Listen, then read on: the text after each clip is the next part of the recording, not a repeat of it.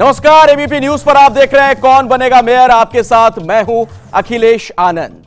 तो ABP news और सी voter का जो सर्वे हुआ है वो क्या कहता है, इस बुलेटिन की शुरुआत में सबसे पहले हम वही आपको बताने जा रहे हैं कि दिल्ली की जनता आखिर क्या सोच रही है, क्या है यहां पर लोगों का मिजाज। और शुरुआत साउथ एमसीडी से। यहां पर बीजेपी के खाते में 39% वोट जाता हुआ नजर आ रहा है, जबकि आम आदमी पार्टी के खाते में 32% वोट, जबकि कांग्रेस के खाते में 20% वोट जाता हुआ नजर आ रहा है और अन्य को यहां पर 9% वोट मिल सकते हैं। और जब आप इसे सीट में तब्दील करेंगे तो आंकड़े क्या कहते हैं वो जरा देखिए। बीजेपी 60 सीटें यहां जीत सकती है, आम आदमी पार्टी 21 सीटें जीत सकती है, कांग्रेस 10 और अन्य के खाते में यहां पर 13 सीट जा सकती है। यह हमने आपसे जिक्र किया साउथ का। अब नॉर्थ दिल्ली की अगर बात की जाए, यहां पर 104 वार्ड हैं, यहां पर क्या गणित है वो समझिए। बीजेपी को 44% यहां पर वोट मिलता हुआ नजर आ रहा है, आम आदमी पार्टी को 25%, कांग्रेस को 19 और अन्य के खाते में यहां पर 12% वोट जा सकते हैं। और जब सीटों में इसे तब्दील किया गया तो बीजेपी 76 सीटों पर जीतती हुई नजर आ रही है, आम आदमी पार्टी 13 सीटों पर, कांग्रेस 8 सीटों पर और अन्य के खाते में यहां 7 सीटें जा सकती हैं। इसके अलावा अगर ईस्ट एमसीडी की बात की जाए, वहां पर क्या है ये गणित सर्वे के मुताबिक जो अनुमान है ये क्या कहता है वो जरा देखिए। बीजेपी 42% यहां पर वोट हासिल करती हुई नजर आ रही है, जबकि आपके खाते में 26% वोट यहां जा सकता है, कांग्रेस के खाते में 22%, अन्य के खाते में 10% वोट। और इन्हें जब आप सीट पे तब्दील करेंगे तो देखिए किस वार्ड से कौन जीत रहा है। बीजेपी 43 वार्ड पर कब्जा करती हुई यहां पर नजर आ रही है, आम आदमी पार्टी के खाते में 11 वार्ड, कांग्रेस के खाते में 8 और अन्य के खाते में 2 सीटें यहां पर जाती हुई दिख रही हैं। और अब पूरे जो आंकड़े हैं उस पर नजर डालिए तो फिर ये आंकड़े क्या कहते हैं वो जरा आप देखिए। बीजेपी यहां 42% वोट हासिल कर रही है दिल्ली में एमसीडी चुनाव में, आम आदमी पार्टी 27.5%, कांग्रेस 20% और अन्य के खाते में 10.5% वोट यहां पर जाता हुआ दिख रहा है। और सीटों में जब हम इसे तब्दील कर दें तो 272 में से 179 सीटें बीजेपी जीतती हुई नजर आ रही है, आपको यहां 45 सीटें मिल रही हैं, कांग्रेस को 26 और अन्य के खाते में 22 सीटें जा रही हैं एमसीडी चुनाव में, इन आंकड़ों के मुताबिक, ये जो ओपिनियन पोल है इसके मुताबिक। ऐसे में जो बड़ी बात है उस पर आप नजर डालिए कि ये नतीजे क्या इंगित करते हैं, क्या इशारा करते हैं। देश में मोदी लहर बरकरार, जो सबसे बड़ी बात है वो ये नजर आती है। तीसरी बार एमसीडी पर बीजेपी का कब्जा होगा, यह बहुत ही महत्वपूर्ण है, लगातार तीसरी बार। और पंजाब के बाद भी आम आदमी पार्टी की हार का सिलसिला नहीं रुक रहा है, यह एक अहम बात है। और कांग्रेस के लिहाज से अगर बात की जाए तो बड़ी बात यह कि कांग्रेस वापसी नहीं कर पा रही है, कांग्रेस वापसी नहीं कर रही है, कांग्रेस की हालत अभी भी खराब है। और अब खबरों में आगे बढ़ते हैं और अब बात करते हैं अरविंद केजरीवाल की, और आपको बताते हैं कि अरविंद केजरीवाल की आखिर मुश्किलें कैसी बढ़ती हुई नजर आ रही हैं। आपको एक रिपोर्ट दिखाते हैं। क्या जेल जाएंगे केजरीवाल? क्या केजरीवाल के खिलाफ दर्ज होगी एफआईआर?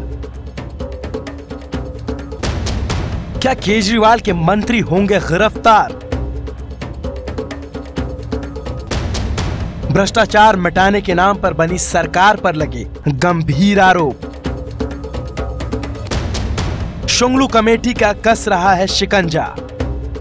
हम लोगों ने पुलिस कमिश्नर पे कंप्लेंट दर्ज किया है और पुलिस कमिश्नर से हमारी मांग है कि प्रिवेंशन ऑफ करप्शन एक्ट के तहत शुंगलू कमेटी के रिपोर्ट के आधार पर केजरीवाल जी और उनके मंत्रिमंडल के खिलाफ में प्रिवेंशन ऑफ करप्शन एक्ट में एफआईआर दर्ज होनी चाहिए। तस्वीरें दिल्ली पुलिस मुख्यालय की हैं। एमसीडी चुनाव पर एबीपी न्यूज के सर्वे में बुरी तरह पिछड़ रहे केजरीवाल को ये तस्वीरें और परेशान कर सकती हैं। एमसीडी चुनाव से पहले शुंगलू कमेटी की रिपोर्ट को भुनाने की कोशिश में लगे दिल्ली कांग्रेस अध्यक्ष अजय माकन ने भ्रष्टाचार के आरोप में केजरीवाल और उनके मंत्रियों पर एफआईआर दर्ज करने की मांग की है। गंभीर भ्रष्टाचार के आरोप इसमें लगे, अपने खुद के लिए खुद के रिश्तेदारों को नौकरियां दी गई हैं जिसमें लाखों करोड़ों रुपए खर्च करे गए हैं, अपने खुद के लिए सैकड़ों करोड़ की ज़मीन, कई एकड़ की ज़मीन अपने लिए अलॉट करी गई है, जो गलत है, जो भ्रष्टाचार। अगर ये नहीं है तो फिर क्या भ्रष्टाचार है? बिना एलजी की सहमति के लिए गए केजरीवाल सरकार के फैसलों के खिलाफ गठित शुंगलू कमेटी ने पिछले दिनों जो रिपोर्ट दी थी उसके मुताबिक सत्येंद्र जैन की बेटी सौम्या जैन की दिल्ली सरकार के मोहल्ला क्लिनिक प्रोजेक्ट में मिशन डायरेक्टर सलाहकार पद पर नियुक्ति को लेकर सवाल उठाए गए हैं। निकुंज अग्रवाल को हेल्थ मिनिस्टर के ओएसडी के रूप में नियुक्त किए जाने पर भी सवाल उठाए गए हैं। रिपोर्ट में कहा गया है कि करीब 150 ऐसे फैसले हैं जिनमें कैबिनेट एजेंडे को लेकर एलजी को कोई जानकारी नहीं दी गई। बीजेपी से पहले से चुनावी मुद्दा बनाए हुए है और अब कांग्रेस ने भी आपके खिलाफ मोर्चा खोल दिया है। जांच रिपोर्ट आने के बाद भी कार्रवाई नहीं होने पर अजय माकन ने बीजेपी पर निशाना साधते हुए कहा कि बीजेपी केजरीवाल को बचाने में लगी है। 27 सितंबर से अब ये अप्रैल का महीना हो गया है और पिछले 6 महीने से केंद्र सरकार ने इसके ऊपर कोई कार्रवाई नहीं करी है। हमारा मानना यह है कि केजरीवाल सरकार और केंद्र सरकार दोनों आपस में मिले हुए हैं और इसी वजह से केजरीवाल के ऊपर कोई कार्रवाई नहीं करी जा रही है। इसी वजह से भारतीय जनता पार्टी केजरीवाल की मदद कर रही है। बीजेपी शुंगलू कमेटी की रिपोर्ट आने के बाद से केजरीवाल पर इस्तीफे का दबाव बना रही है। सत्येंद्र जैन जी की बेटी का भर्ती घोटाला हो या फिर महिला आयोग में स्वाति मालीवाल ने जो बड़े पैमाने पर नियुक्तियां की हो जिस पर एसीबी में एफआईआर दर्ज हुई हो, हम जानना चाहते हैं मुख्यमंत्री जी इन तमाम घोटालों के बारे में अपनी राय प्रकट करें। जबकि आम आदमी पार्टी इस रिपोर्ट को राजनीति से प्रेरित और केजरीवाल सरकार के खिलाफ साजिश बताती है। फिलहाल अभी केजरीवाल और उनके मंत्रियों पर एफआईआर दर्ज नहीं हुई है। कांग्रेस का कहना है कि अगर 2 दिन में एफआईआर दर्ज नहीं हुई तो वो हाईकोर्ट का दरवाजा खटखटाएंगे। मतलब साफ है कि शुंगलू कमेटी की रिपोर्ट केजरीवाल सरकार के लिए बड़ी मुसीबत बन सकती है। तो अरविंद केजरीवाल की मुश्किलें कम होने का नाम नहीं ले रही हैं। अब आगे बढ़ते हैं, बात बीजेपी की करते हैं और आपको जरा दिखाते हैं कि भोजपुरी फिल्मों के सुपरस्टार रवि किशन किस अंदाज में प्रचार कर रहे हैं दिल्ली में और घर घर जाकर बीजेपी के लिए वोट मांग रहे हैं। और बोला हारा हारा महादेव, सर्वे भितु सर्वा भितु जीवन भितु मृत्यु भितु, दाता तू विधाता तू देता तू लेता तू। कुछ इसी अंदाज में दिल्ली के वोटरों के बीच बीजेपी के लिए वोट मांग रहे हैं भोजपुरी फिल्मों के सुपरस्टार रवि किशन। बाबा बड़ा मजा ले चढ़ा हो, इनकी देखा हो। मैं अनुरोध करूंगा रवि जी से एक बार कुर्सी सीट पे बैठ जाए। रवि किशन ने यूपी चुनाव से ठीक पहले कांग्रेस छोड़कर बीजेपी का दामन थामा था। दिल्ली में पूर्वांचल के रहने वाले वोटरों में रवि किशन काफी लोकप्रिय हैं। बीजेपी इसी लोकप्रियता को भुनाने के लिए पूर्वांचली बहुल इलाकों में रवि किशन से प्रचार करवा रही है। जितना भी हमारे समाज के लोग बाड़न, जितने भी मेरे फैंस हैं, हर बिरादरी में मेरे फैंस हैं, सब लोगों को गोड़ छू के रवि किशन शुक्ल का प्रणाम।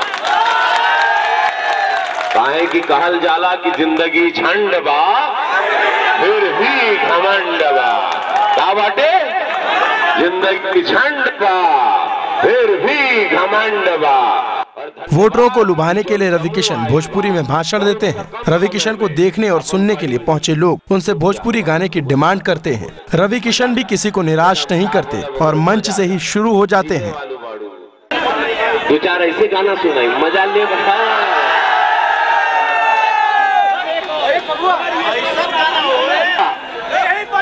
एगो नींबुआ 2-4 गो मिर्ची लटकाला चोटी में, काहे की ओढ़निया वाली से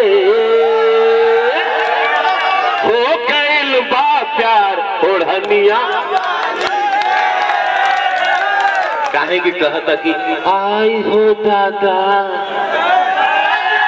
देवरा बड़ा सतावेला, पंडित जी बताई ना बियाह कब हुई। आई हो दादा कैसन दीवा के छोरी तरफा। रवि किशन वैसे तो भोजपुरी फिल्मों के हीरो हैं, लेकिन वोट के लिए प्रचार के मंच से गाने पर भी हाथ आजमाने से नहीं चूक रहे। पब्लिक भी ताली बजाकर अपने स्टार के ताल में ताल मिलाती है। रवि किशन मोदी के नाम पर लोगों से वोट मांगते हुए कहते हैं, इस बार 200 सीटें जिताकर पीएम मोदी को तोहफा देना है। मोदी जी को तोहफा देना ही है, जितवा के एमसीडी देना है मोदी जी को, ये तय है, ये तय है। ई बार 200 पार, ई बार 200 पार तय है। ऐसे व्यक्ति को, ऐसी विचारधारा को एक निस्वार्थ जन्म लिया है मोदी जी के नाम पर। ऐसे व्यक्ति के लिए खून पसीना बहाना 1-2 पिक्चर छूट जाए तो कोनो चिंता नहीं बाबू। भाषण खत्म होने के बाद हमारे संवाददाता इमरान ने जब उनसे पूछा कि लोग आपको देखने तो आ रहे हैं, लेकिन इनका समर्थन भी पार्टी उम्मीदवार को मिलेगा क्या, इस पर रवि किशन ने अपने ही अंदाज में जवाब दिया। पूरा समर्थन आपको मिल रहा है? अरे भैया, एबीपी न्यूज वाले बाड़न हमरा से पूछे तड़न का भैया तहरा के समर्थन बा, तो भैया हमरा के समर्थन बा, हमरा के समर्थन बाटे, मोदी जी के समर्थन बा, रेखा सिन्हा जी के समर्थन बाटे। जय हो।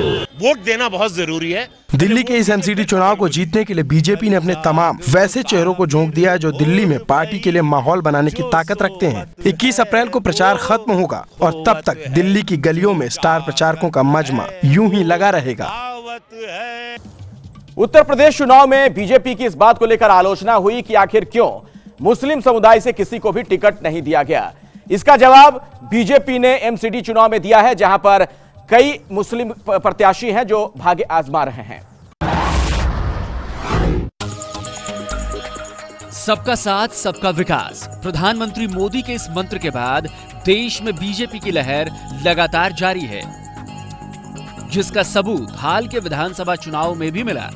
लेकिन इसके साथ बीजेपी पर सवाल भी उठे। आरोप लगते रहे हैं कि अल्पसंख्यकों, खासतौर पर मुस्लिमों को बीजेपी में जगह नहीं मिलती। लेकिन दिल्ली नगर निगम चुनाव में बीजेपी ने इस आरोप का भी जवाब दे दिया।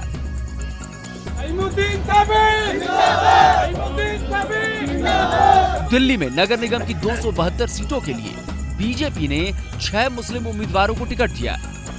हालांकि एक का पर्चा रद्द होने से अब 5 उम्मीदवार ही मैदान में हैं। बीजेपी ने दिल्ली गेट से फहीमुद्दीन सैफी, जाकिर नगर से कुंवर रफी, कुरैश नगर से रुबीना बेगम, चौहान बंगेर से सरताज अहमद और मुस्तफाबाद से सबरा मलिक को उम्मीदवार बनाया है, जबकि अबुल फजल इनक्लेव से जमाल हैदर का पर्चा रद्द हो चुका है।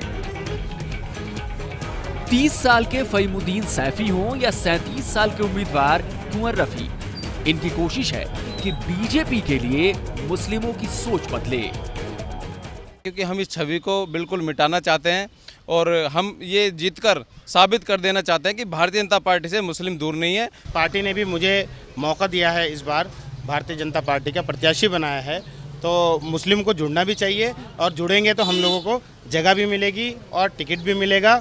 एमसीडी चुनाव में सरगर्मी तेज है और कई निर्दलीय प्रत्याशी भी किस्मत आजमा रहे हैं। एक महिला निर्दलीय उम्मीदवार किस तरह से अनोखे अंदाज में प्रचार कर रही हैं, जरा वो देखिए। और इनका जो चुनाव चिन्ह है वो भी बड़ा दिलचस्प है। Vote for party, vote for party, vote for party, vote for party. चुनाव के रंग में रंगी दिल्ली का एक दिलचस्प नजारा ये भी है। Vote for party. एमसीडी के लिए नजफगढ़ के गोपाल नगर वार्ड से उम्मीदवार हैं राजेश कुमारी और चुनाव निशान है बाल्टी। बिना शोर शराबे और दीवारें गंदी किए बिना राजेश कुमारी लोगों के बीच घूम घूम कर निराले अंदाज में प्रचार कर रही हैं। वो सुबह शाम तबेले में दूध लेने आए वार्ड के लोगों के बीच पति के साथ पहुंचती हैं और अपने लिए मांगती हैं वोट। उम्मीद जीत की भी है क्योंकि चुनाव निशान आसान है। बाल्टी जो चिन्ह है उसका प्रचार आसानी से कर सकते हैं, क्योंकि जो यहाँ लोग आए हैं वो बाल्टी शब्द को आसानी से समझ सकते हैं। और हम दीवारों को, वातावरण को दूषित ना करने के लिए हमने ये तरीका अपनाया है ताकि ज़्यादा शोर शराबा ना हो, दीवारें गंदी ना हो और हमारी जो चुनाव चिन्ह बाल्टी है उसका प्रचार भी आसानी से हो सके। किसी तरह का शोर शराबा नहीं है, जहाँ शांति से लोगों से मिलना, उनसे क्षेत्र की समस्याओं के बारे में बातचीत करना। हमारा क्या मैनिफेस्टो है, हम क्या करेंगे और किस तरह से हम दूसरी पार्टियों से अलग हैं, एक ये पंचायती उम्मीदवार कहे क्यों लोग इन्हें वोट दें, इस तरह की बात हम जनता के बीच में बैठ करके करते हैं। भैंसों का दूध दूहते दूहते अब राजेश कुमारी चुनाव में वोट दूहने की तैयारी में हैं, लेकिन इस अंदाज के नतीजे तो 26 अप्रैल को ही पता लगेंगे। ये है एबीपी न्यूज़, आपको रखे आगे।